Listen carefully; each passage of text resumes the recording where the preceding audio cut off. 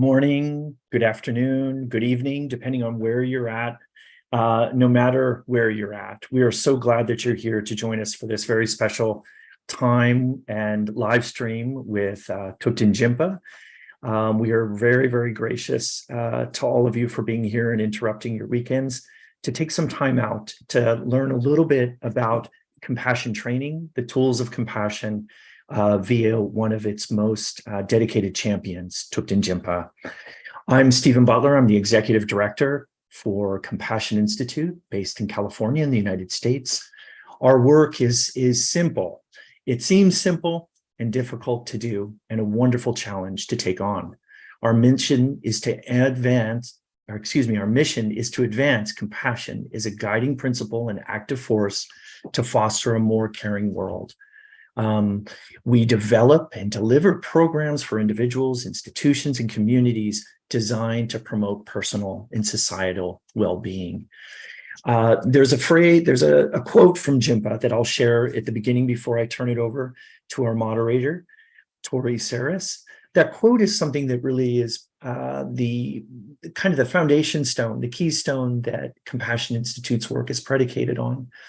Jinpa has said, imagine if compassion was a celebrated value, an organizing principle of society, and a driving force for change.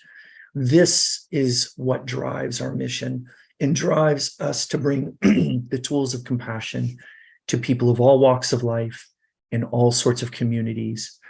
So with that, I'm going to turn it over to our lovely moderator, Tori Saris. She's Compassion Institute's program manager of training and is deeply involved in working to deliver the wonderful programs that we do to the world around us. She's going to introduce Jinpa and introduce our topic. So with that, I'm going to turn it over to Tori Saris. Thank you so much, Stephen. I'm so happy to be here.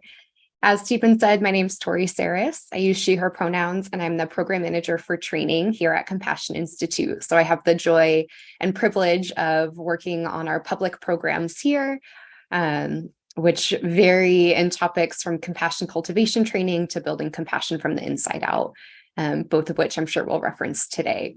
But today we're here really to focus on this beautiful topic that brought us all here. So the topic today is going to be from overwhelming to restorative, transform your emotions.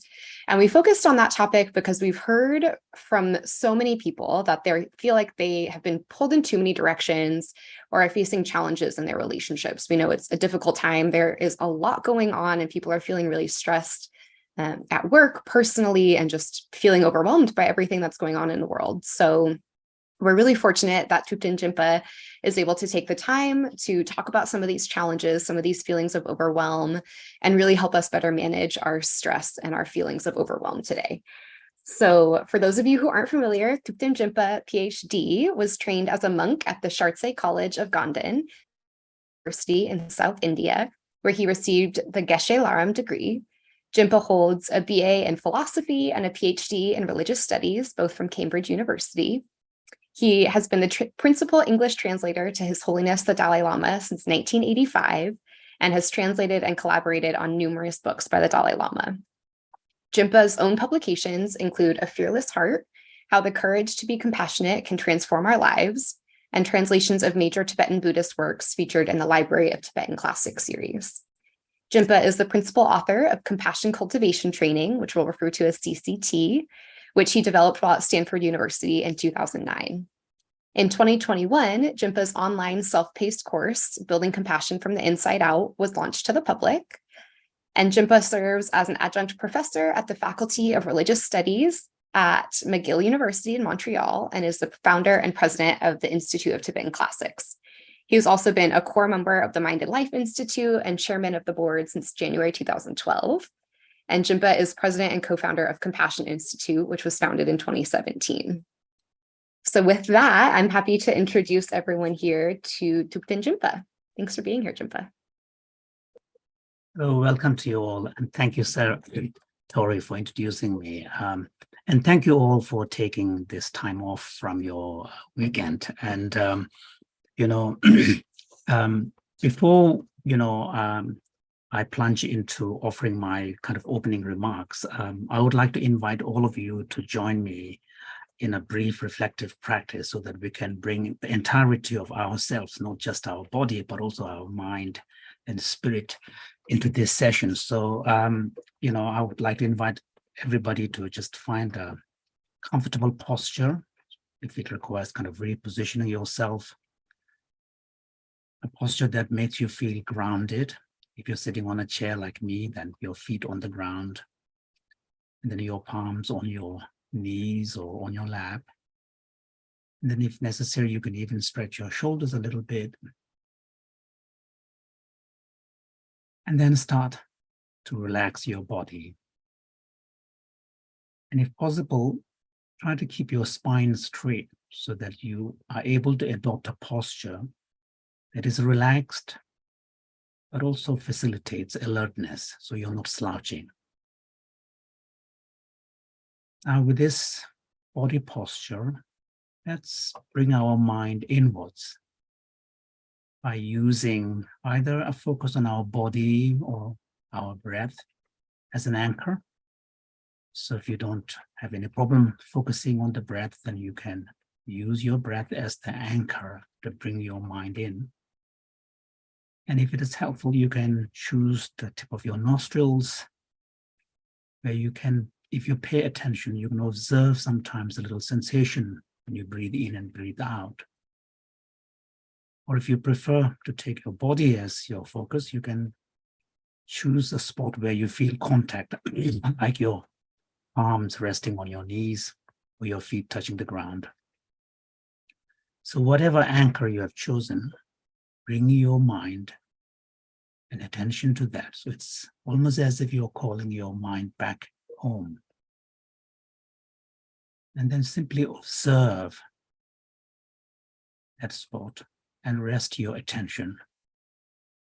So if the breath you have chosen, simply observe your breathing and do nothing else. Just notice the air coming in and going out.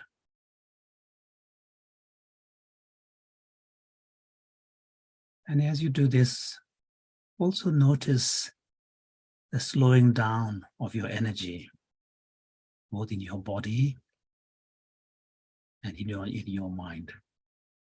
It's almost as if something is settling down.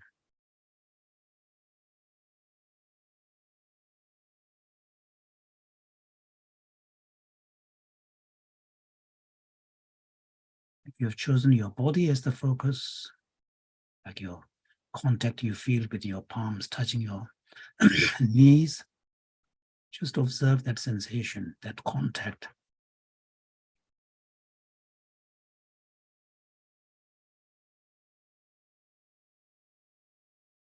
But the main thing is to notice the quality of that experience of slowing down. Almost as something is getting quieter and slower.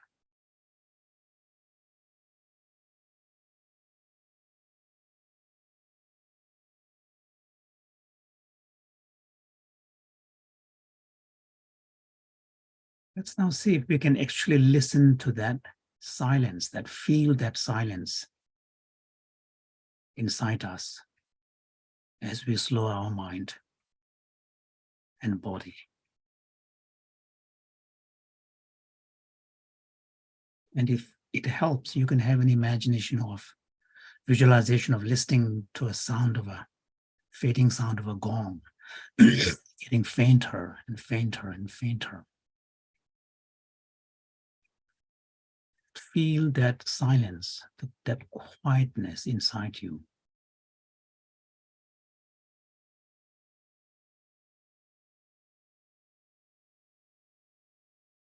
It's peaceful, serene, even spacious and timeless.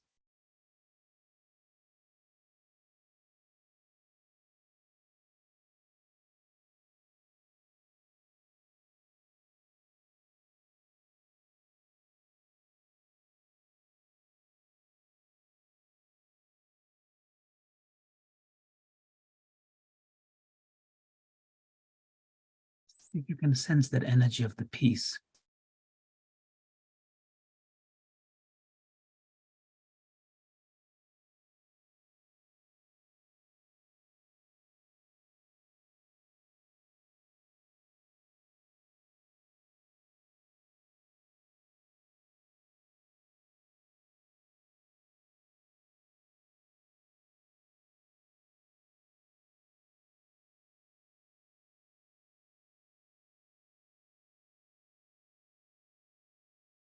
Let's now bring our attention back on our breathing again, our body.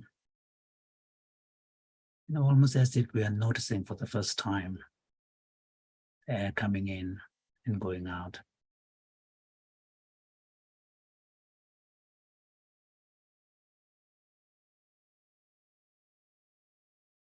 With our mind relatively more quietened and settled, I'd like to invite all of you to connect with that spark that brought all of us here, the wish to see more compassion in the world. And also wish to bring more compassion and kindness in the world. Let's connect with that spark that is in all of us, that wish.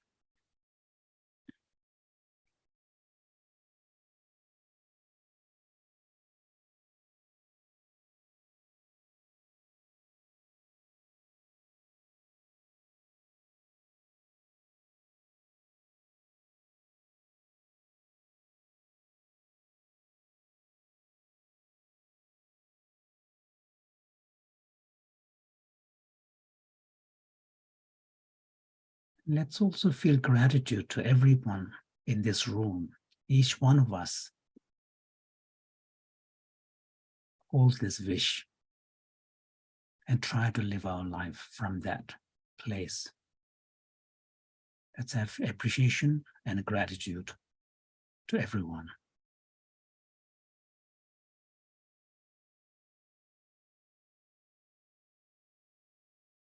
And now we can come back to our breathing again.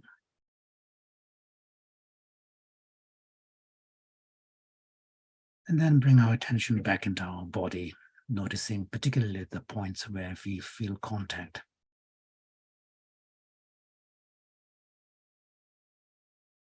And when you're ready, you can open your eyes and be in this virtual room together.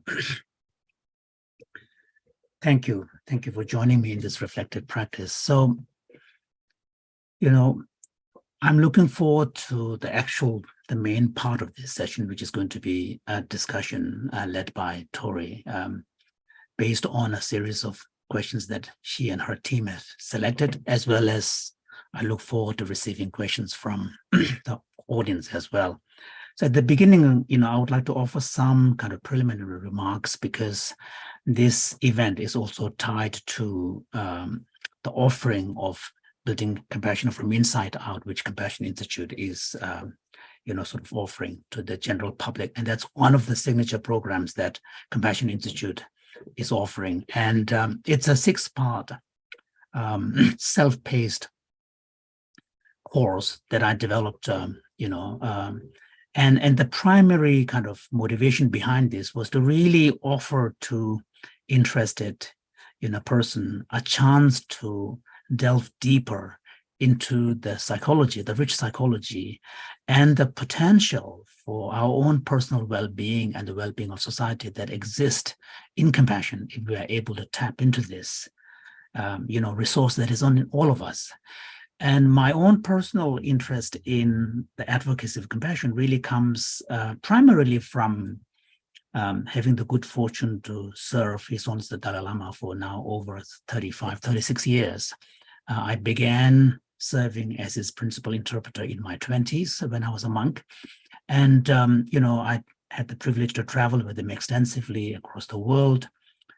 Also assisted him on many of his major book projects. And one thing that I came to appreciate from His Holiness's general public teachings quite early on is really the focus on compassion as the foundation of all human values. And one of the amazing contributions that Dalai Lama has made is to really open up the language around compassion. Because when he first began his public kind of mission, compassion was really seen more as something to do with the religion. It's a religious value, it's a moral value.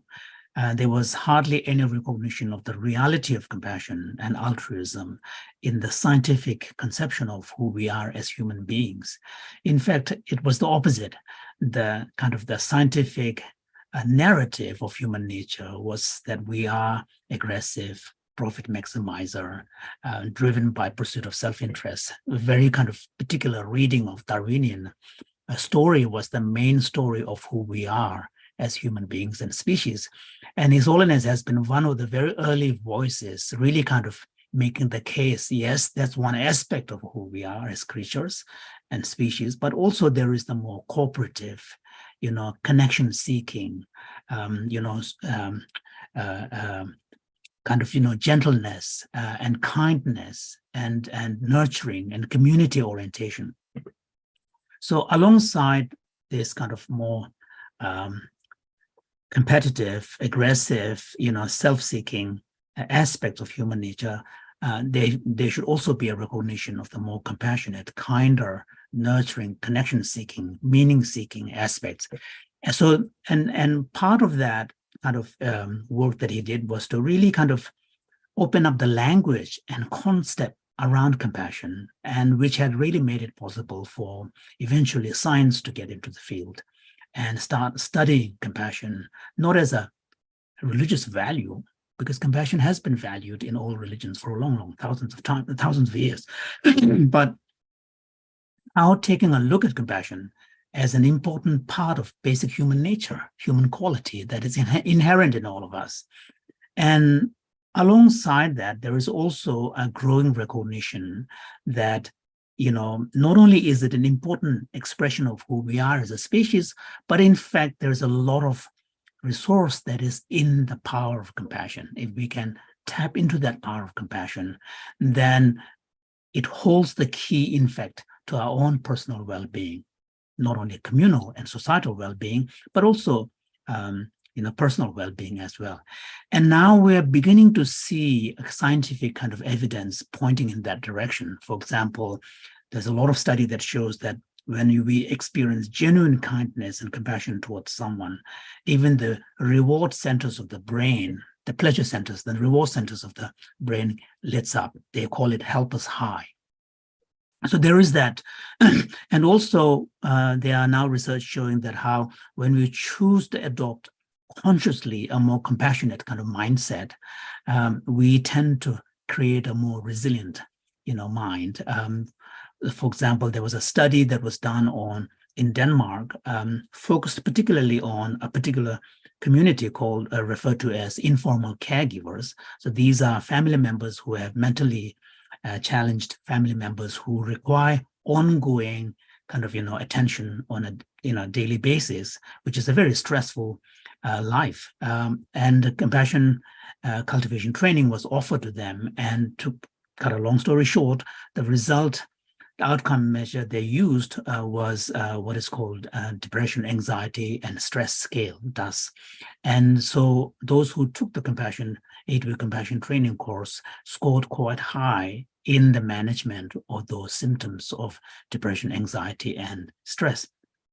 So what this is suggesting is that there is something almost magical in the quality of compassion, which has this healing and resilient kind of resource there.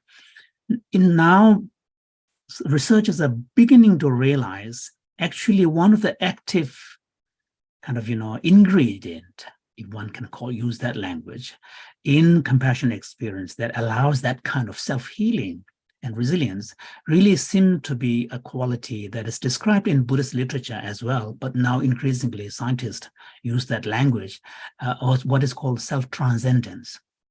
Now, self-transcendence means the ability to experience something where you kind of lose yourself, you forget yourself, you go beyond yourself. So what is happening when we truly allow our natural compassion to be experienced? Of course, we can choose to block it. And that's what we do for people we don't like or groups that we hate. But if we allow the natural compassion expression to occur as a human being, what happens is that compassion is always relational. Even compassion focused on ourselves is a self-to-self relation. So it's always relational, as quality. So when we are confronted with someone's need or suffering in front of us, and we allow our natural human compassion to express, in that moment, what's happening, even though it's very natural process, but you can tease out. So what's happening at the beginning is you notice the situation. So if it is a problem or a suffering, you notice it, you understand it. This noticing and understanding the situation then triggers an emotional response. You feel for that person, or you feel with the person. So there is an empathy, emotional quality of empathy. So when then once you allow that empathy to then fully express itself, then it leads to a kind of a more active orientation of wanting to do something, or at least wishing to see the situation changed.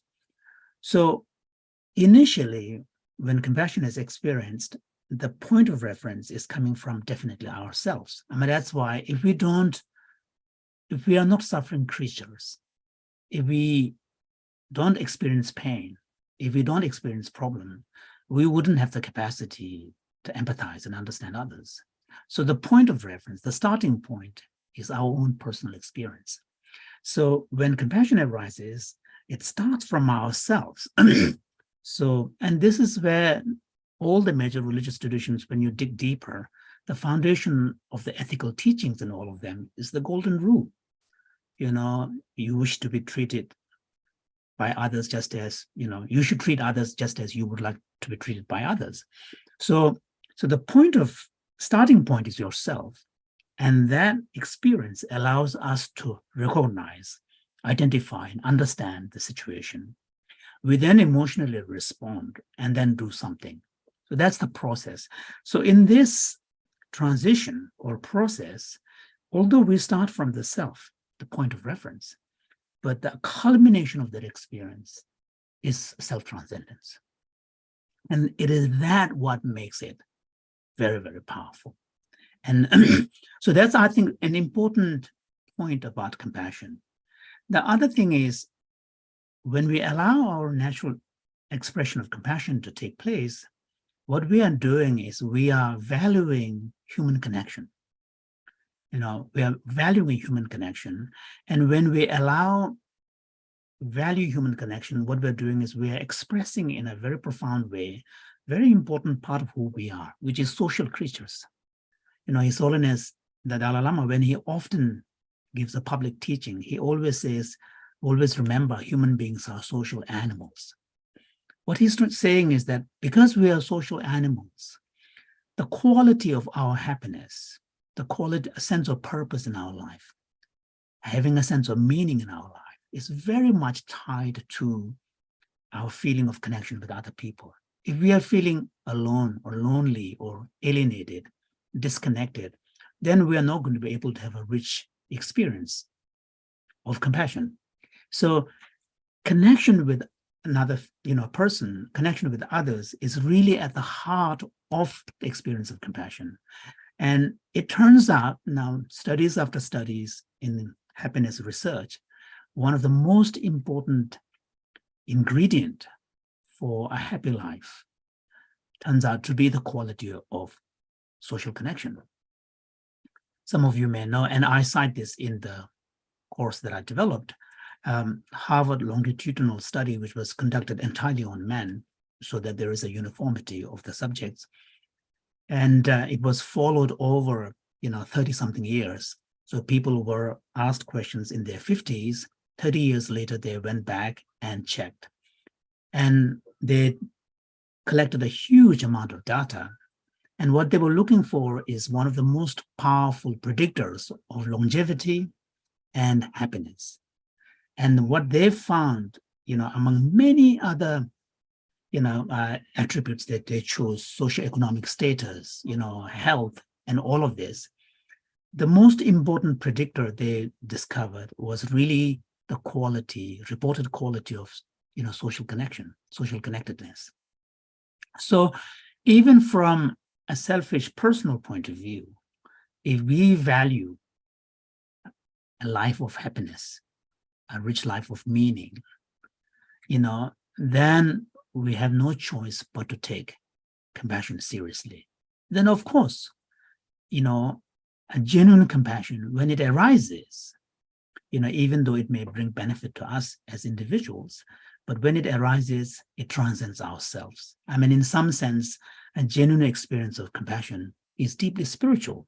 So what we are trying to do through Compassion Institute is to try to kind of, distill many of these insights coming from Buddhism and now increasingly coming from science.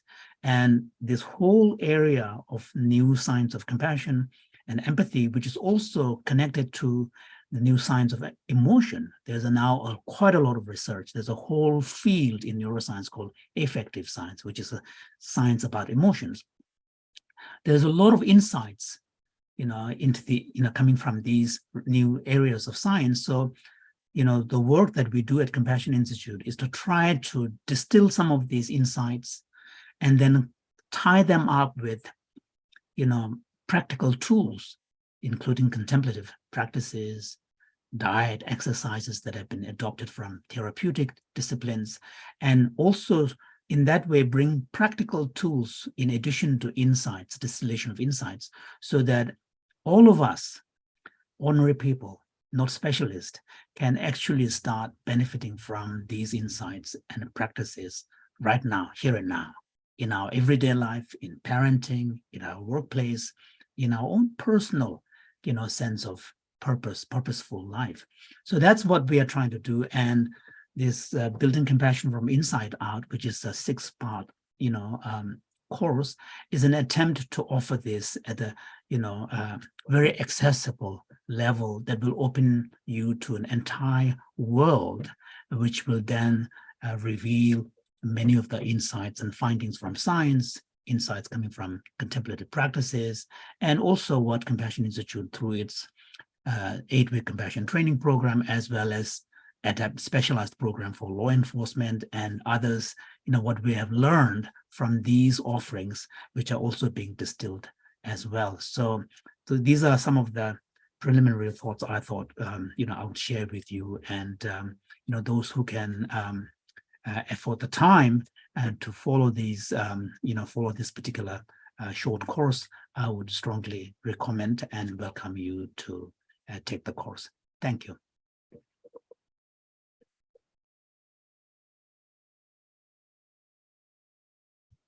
So, Tori, yeah.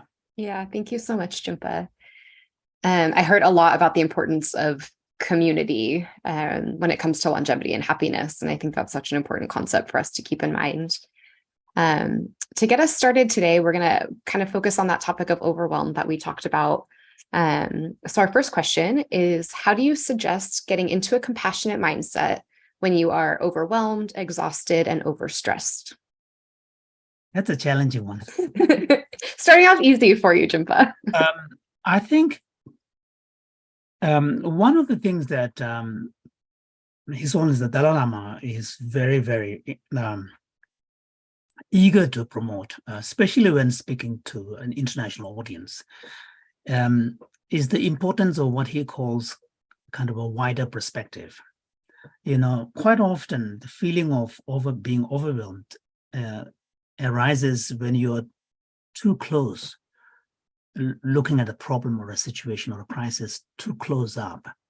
And when you look at something too close up, then you don't see the situation of the problem within within a proportion, within its own proportion. Things tend to look way more unbearable than they are. So I think this taking a step back and adopting a broader perspective, I think that is, an important strategy, just so that your mind does not get just completely fixated on that particular situation that you're thinking about. Okay, so that I think is a very important thing. And then the second thing is, I think it would be important to make a distinction between, thank you for using the compassionate mindset, because when we talk about compassion, quite often people tend to think compassion only in terms of feeling and emotion. Now, to have a compassionate feeling and emotion all the time for everybody, that is a tough one, unless you're a bodhisattva, someone like the Dalai Lama. But for most of us, I think what is doable is developing a more compassionate mindset. It's really at the level of attitude. You know, it's a way of seeing the world, a way of looking at the world. So if you develop a way of looking at the world which recognizes everybody as human beings, understanding that everybody suffers, you know, suffering is universal. And, you know, and this is where I think this common humanity concept of recognizing that the fundamental human condition is universal. And nobody wants to suffer. Everybody wishes to find happiness. And recognizing that and then adopting a mindset that would relate to everybody from that perspective.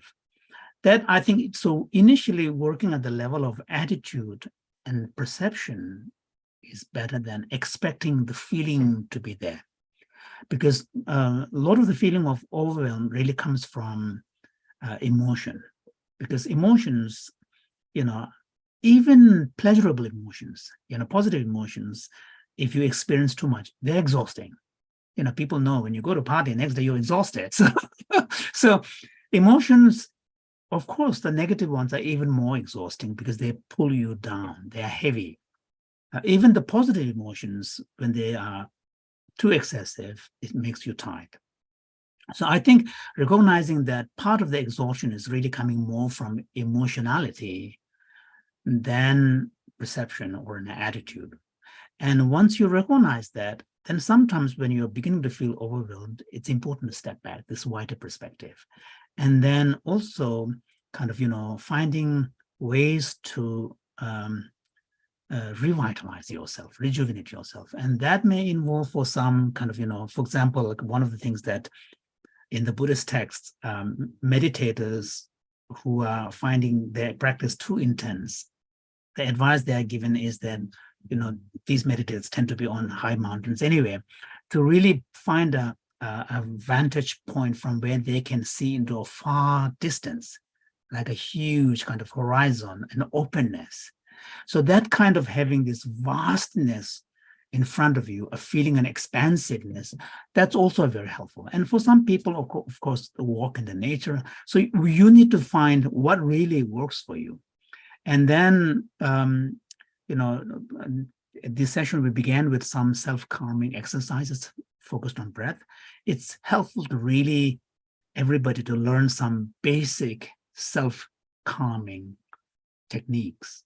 It could be breath, it could be yoga exercise, you know, whatever it is. I think it's really helpful to find some immediately applicable self-calming tools. So these are ways in which we can kind of deal with the question of exhaustion so that, you know, you don't feel overwhelmed. You know, you can find a way to, and the one thing that you don't want to do is to go to the other extreme and shut yourself and not feel. You know, in order to protect yourself, not to feel, that is in the long run not a very, because emotions, once you start suppressing, it wouldn't discriminate between the outside world and your family. And you would want to be loving. You would want to be, you know, caring. So I think shutting the emotion off, switching it off, is not a strategy. So that I think is a really important point to remember. So that switching off isn't the way to go. Yeah, absolutely. That's such an important reminder. I also love what you said about literally changing your vantage point. We can step back and literally find a way to look out and be reminded of everything in the world that's outside of it. Yeah, it's beautiful. And one of the things that we should also recognize is that we are living at a very, very strange time, because in the, you know, sometimes people complain that we human beings are getting bad and more aggressive and more nasty. You know, human nature hasn't really changed much, okay? Now, what has changed is our exposure to the scale of suffering. Because in the old days, before television, you hear about them through radio, but you don't see. Now, not only do we see, but we see live. So then our exposure to suffering across the world, the scale has gone up massively. And then we have, unless we have some way of managing that, regulating that, and this is where it becomes very crucial. And then especially in the post-social media world, then even it's worse than, the mainstream medias, at least there is a lot of kind of, process by which decisions are made. There are kind of rules, but the social media is a kind of, Wild West. So then you get exposed to so many things that are happening out there, and we just get totally overwhelmed and don't know how to deal with this. So I think just also having that broader picture of why we are feeling this way, having some insight into that will also help. Yeah, absolutely. One of the questions we had was around the pressure of modern society and the pressure of being online all the time, the 24-hour news cycles, being constantly inundated with news. I think one of the beautiful things about social media is there is a way to have connectedness with people we wouldn't otherwise have a chance to be connected to, but it can feel so overwhelming when there's so much happening all the time. So yeah, I think thinking about the ways we can kind of manage the pressures of modern living is really important.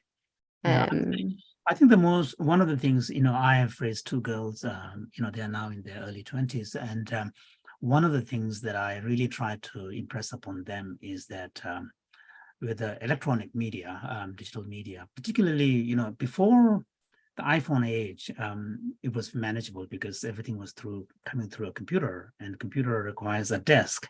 So which by its very structure requires some kind of focus and kind of a ritual.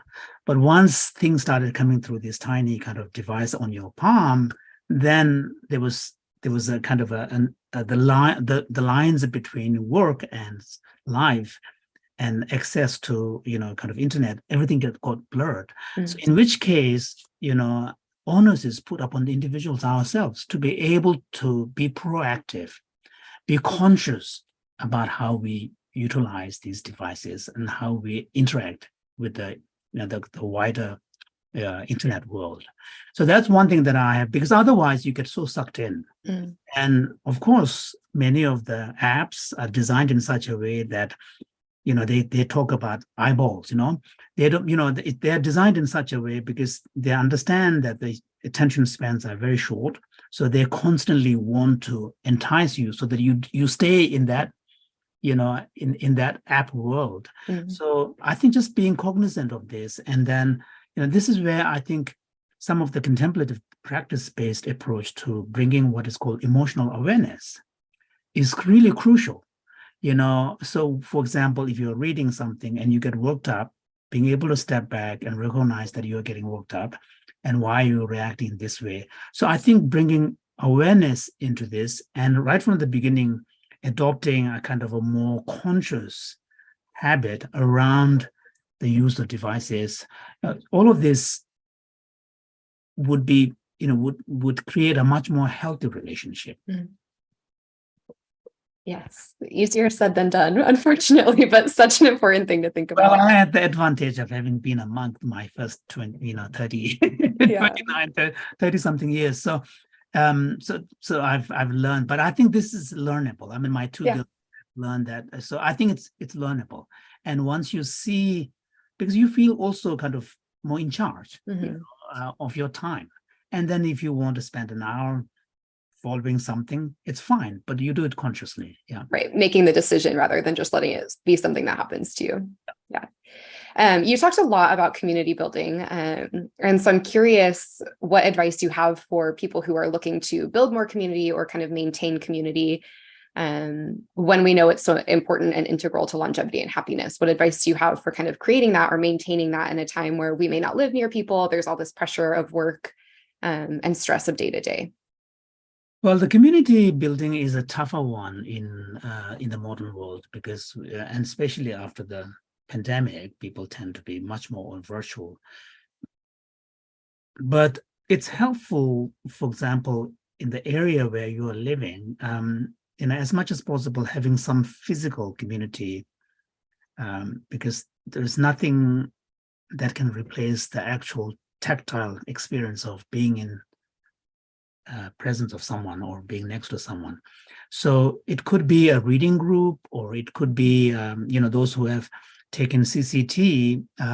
So my hope is that they will band together and sometimes meet up for kind of, drop-in practices, or reading a book together. Or I think those who have strong religious inclinations, then of course they have their church community, which is a powerful community. But those who are secular minded, then it's a bit more challenging. But these days, at least the virtual community, I think it's much more doable. You can have a small group of people who have taken the CC class together, meet once a week or once every 2 weeks or something. So I think community is something that if we value, we have to consciously seek out. This is a bit more challenging. In the traditional societies where I grew up, community is part of everyday life. You don't have to make a conscious effort. It's there. Mm-hmm. But in a secular world, then community aspect of the life is more complicated. Yeah, absolutely. And it's like you said, it's consciously seeking it out and finding people who maybe have shared interests that you can connect with and create that. Yeah. I'd love to go to a question from the chat. We have a question from Diane, who asks, how do we develop and train to have compassion for our enemies, those who are in positions of authority and power and whom we know are behaving very badly and are harming many people? How do we override or change our feeling of disgust toward their behavior and arrive at compassion toward the person? Well, again, just feeling compassion for these persons is tough. That's a tall order, actually.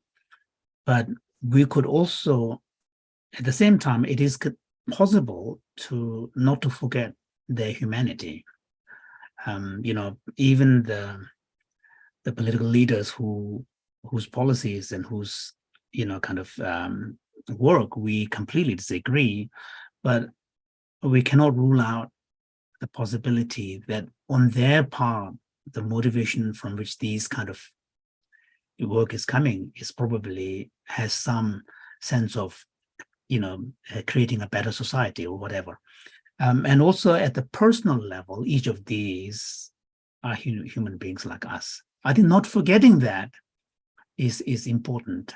But that does not mean that we should expect to have the compassionate feeling that comes with it towards these people. And also, I don't see contradiction between someone who's having a compassionate attitude to a person who's causing so much trouble in your life, but at the same time, being very firm against the action of that person and calling spade a spade. The same applies to political leaders whose policies and actions we may completely disagree and the work we abhor because we feel that's being, very destructive. The demand for maintaining our perception of the humanity of the other person does not preclude us from taking that strong stand and being oppositional and being, kind of challenging it, and also kind of, having a sense of outrage. So I think I don't see this as a contradiction. It's not an either or. I think they can go together. I think that's one thing. And then when we say have compassion for so and so, I think we should look more for the compassionate attitude than expect a feeling to be there. That's so important. I think we often think that being compassionate towards someone means the feeling, and it means like approving of their actions, and that's not necessarily what it is. Yeah, that's such an important differentiation. We have another question from the chat from Jessica, who says, I tend to get overwhelmed when I can't set boundaries with people. How can I set boundaries with compassion so I don't feel guilty when saying no to loved ones? That's a really good question. I think one of the questions about boundary, which is, and you're right, it's connected with the problem of feeling overwhelmed. When you are not able to create the boundary, then things go out of control, and then you feel totally overwhelmed. So this question of boundary, setting a boundary, is an important one. But in order to set the boundary, you do require a degree of self-awareness, and this is where I think some kind of contemplative practice, because self-awareness will arise if you're able to quieten your mind a bit. So, by self-awareness, what do I mean by self-awareness here is individuals vary on the capacity to be exposed to suffering and need. Some have much higher capacity. I think it's more dispositionally we differ. Some get easily, exhausted. So I think just being able to recognize and also recognize some of the early indicators of pointing towards kind of exhaustion. And one of the early indicators is that when you begin to feel frustrated, when you're beginning to feel conflicted, particularly conflict that is tinged with guilt. And this happens quite often in a more intimate family setting where you are expected to be there for someone and you can't, and then you feel guilty. And then that guilt feeling makes it even more complicated and exhausting. So I think you need a little bit of emotional kind of awareness to be able to recognize what triggers, and something which may be a huge trigger for me may not be a trigger for another person. So here we differ. And part of that has to do with the kind of experience we all have had growing up. And then once you have a better awareness of the boundaries, then you are able to catch much earlier before you get to that point of exhaustion. And then it's also very helpful if you happen to have people in your life who demand on your kindness, as a family member, whatever, to sometimes explain to them, not in the heat of a moment when they're asking for something. That's tough because then it's an emotionally charged situation. But when things are more relaxed, because even those who depend upon us to be there, it is in their self-interest to make sure that we are there more in a more resilient way. So sometimes people in the West tend to get conflicted because they feel that if I'm going to be helpful to someone, I should be always there. And then any time that is required taking a time off is seen as being selfish. Mm-hmm. And that is the wrong attitude, because you can frame the whole need for self-rejuvenation and self-compassion within the altruistic framework of you being more resilient and available to the people in your life. So overall, you being more resilient and kind of revitalized is in fact in the self-interest of the people who depend on for your love. So I think just being more kind of insightful about these things. And if you need to develop in one particular area in that regard, then it's the self-awareness piece that you may have to work a little bit to get to know yourself better. What exhausts you, what frustrates you, what makes you more energized. I think just being able to find out a little bit there, it will make a big difference. Yeah, absolutely. And like you said, not having a conversation in the emotionally charged moment, but showing up and having that conversation when it's a little bit more relaxed. Yeah, it's very difficult when in the heat of emotion, foot switch like this. No. And then, especially when it's charged, then people feel defensive. And when you're defensive and feeling threatened, you say things that you don't mean. Mm-hmm. So, that's very human.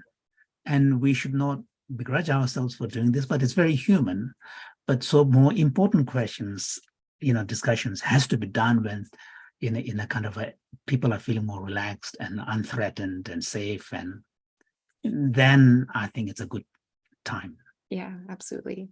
One question we had was, how can we manage those intense emotions, or when a lot of emotions come up and it feels so overwhelming and so like this emotion feels like the end of the world? How can you kind of breathe through that or get through that so that you can get to the point of having a conversation or taking that step back when you're in that emotion and that feeling, it feels so exhausting and so hard to get out of it? Well, the first step really is remembering to breathe. Yeah, that's, and then learning some habit of taking some deep breaths, like in the CCT, almost every meditation sessions begin with what we call cleansing breath, that you breathe all the way down to your belly and breathe out from your mouth, through your mouth, like and you even have this visualization of cool air coming in and expanding your chest and, calming everything. And when you release the warm air going out, you feel the tension is being released. So I think whatever you do, but I think being able to breathe in a deep way, that is really the first step. I think, first, that's really helpful. And then the other technique that is helpful is finding a way to sense this expansiveness in your mind.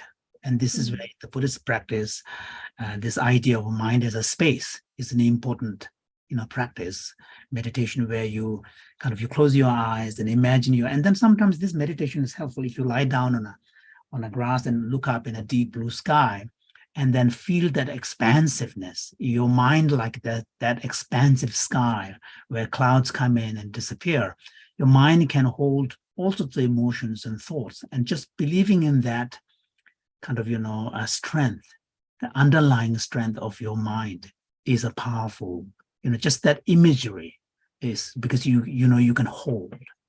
And then eventually, I think it would be helpful to try to get to the bottom of why you are feeling emotional in relation to a particular thing. So, and this is where this self-awareness kind of issue becomes important. I think if you're particularly feeling triggered in a powerful way in relation to certain things, then paying attention to what that is and recognizing it. And here, that nonviolent communication techniques of, connecting feelings with underlying needs that have not been met is a powerful regulation technique. But the first step really has to be a calming technique, and then more kind of expansive sense of your mind there, the practice. So those are ways in which, but in the end, you do need to get to the bottom of why you are feeling in this way in relation to this particular thing, because otherwise you will keep repeating the same pattern. Yeah. I think for me, when I started to do this work for myself, I felt a little bit self-conscious about kind of pausing and taking those breaths. It can feel very out of touch with what we do in the US, at least, and in much of the Western parts of the world. But one thing that was really helpful for me was if you watch any sports games, if you watch basketball players take free throws or pitchers on the mound, you always see them take a breath before doing something. And it's so helpful to know that, this exists in every way and people are always doing this to help reset themselves. Right. And it might feel foreign, but it's not, people are doing it in every aspect. Yeah, that's a really good example. Yeah. Yeah. And also we see children when they're tiny, they get so worked up and temper tantrums. And when you ask them to take some deep breaths, you can see literally the energy calms down, Yeah, absolutely. Well, we only have a few more minutes left, and I want to respect everyone's time since it is a Saturday. Are there any closing remarks or closing thoughts that you want to make sure we leave people with on this topic? Well, thank you, Tori, for leading through this, very rich discussion. The key point that I really want to make to everybody is that the beautiful thing about compassion is that it is naturally present in all of us. It's there. It's very different from something like mindfulness or attention training, because mindfulness as a quality does not exist naturally in us. Some people have disposition, but most people need to cultivate it. But compassion, when it comes to compassion, it's a very, very fundamental part of human quality. It is there. And so this amazing resource and power that is inside us, but unfortunately, most of the time we tend to leave it at the level of reaction, a response to a situation. And when the situation triggers it, we allow it. And if the situation doesn't trigger it, we just keep it dormant. What the compassion cultivation training and the whole Buddhist tradition and the contemplative world is telling us is that we can be actually conscious about this quality so that we can make it more intentional. We can call upon it. And that, I think, in the end, is really the key message. So in our life, each one of us, none of us are going to be spared of troubles, okay? Even the richest person will have a bag full of problems. Okay, they may not have the same kind of problem like money struggles that we others have, but they will have problems. No one is spared from problem. No one is spared from adversity. Okay, you cannot force someone to like you all the time. So human relationships are tricky. We get hurt, we get sad, we get disappointed, So adversity is actually part of being human, living a human life. So how we respond to that is to an extent up to us. We are going to respond to them one way or another. Okay, we're not going to just let them go. Quite often we respond to them out of reactivity, emotionality, defensiveness, feeling of threat, anger. But compassion and compassion-related emotions like kindness and feeling of connection, nurturing, those are also another family of emotions that exist in us. And they can also be tapped into powerful aspects of our motivation when we are dealing with situation. And if through compassion cultivation training, through being more conscious, through making compassion more intentional, as much as we're able to respond to what's happening in our life, including challenges, from that place, tapping into that resource in us, our life will be very different. That is a simple truth. And so that's one thing that I wanted to share with everybody as you think about, how to recognize the power of compassion and how to become aware where it shows up in your everyday life. Pay attention and you will see. And the quality itself is not newly learned. It is there. What we are doing is to find ways and structures and practical tools that would allow us to make that part of who we are more active, more conscious, more available when we need them.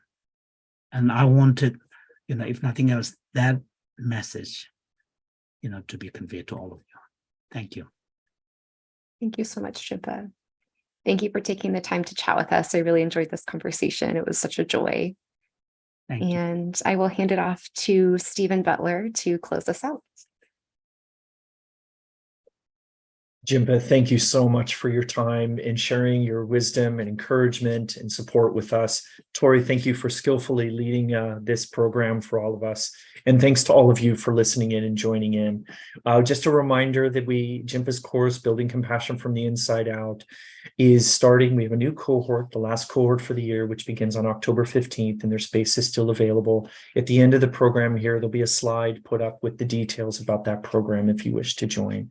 But other than that, thank you so much, Jinpa, again, for showing us that this, as big as the topic is, it does feel doable, and we can find ways to make it doable in our everyday life. So thank you so much. Thank you, Stephen. Yeah. Thank you all.